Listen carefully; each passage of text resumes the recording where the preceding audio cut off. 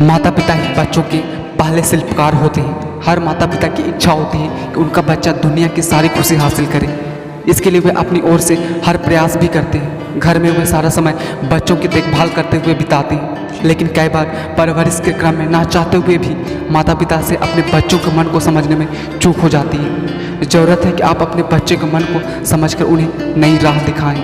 Toxic parents न सिर्फ अपने ही हाथों से अपने बच्चों का बचपन छीन लेते हैं, बल्कि उनके वयस्क अवस्था को भी गर्त में धकेल देते हैं। कई बार तो उन्हें खुद भी इस बात का आभास नहीं होता कि उनका कौन सा व्यवहार कब और कैसे उनके बच्चों के लिए टॉक्सिक साबित हो सकता है। अगर आप भी जाने अनजाने टॉक्सिक पेरेंट्स बन गए हैं तो अभी भी समय है, आप खुद को बदल लीजिए।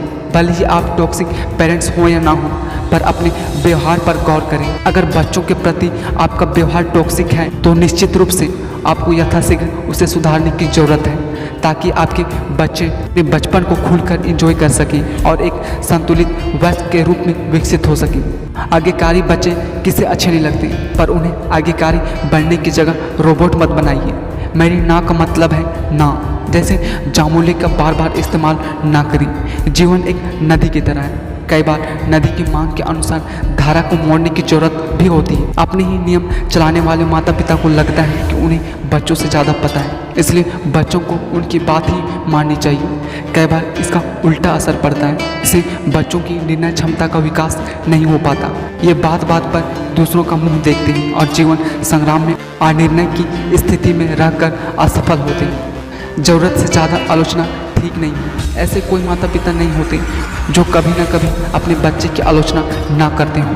कबीर के दोहे भीतर हाथ संभार दे बाहर बाहें चोट की तर्ज पर बच्चों की दुनियादारी सिखाने के लिए यह जरूरी भी है।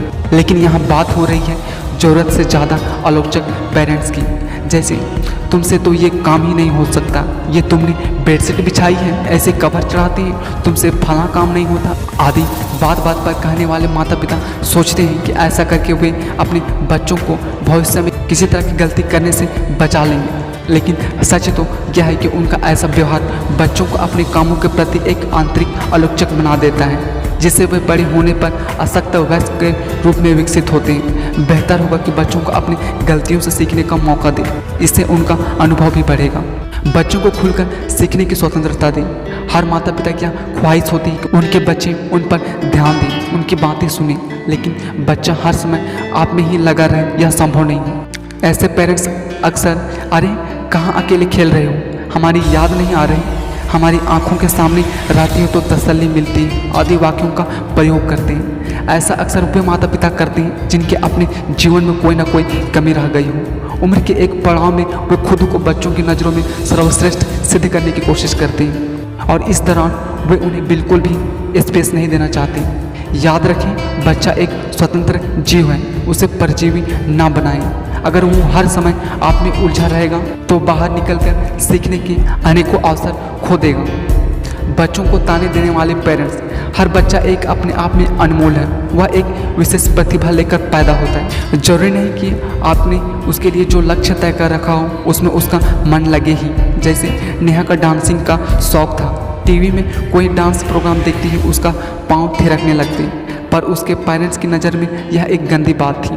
वे उसे घर में और बाहर वालों के सामने ताना देते हैं, इसे पढ़ना लिखना नहीं है, नचनिए बनेगी। नेहा इस बात से अपमानित महसूस करती थी। राहुल बहुत अच्छी पेंटिंग करता था, पर माता पिता ताना देते, पेंटिंग से क्या होता है, रोटी थोड़ी न मिलेगी, बड़े होकर रिक्शा चलाएगा क्या।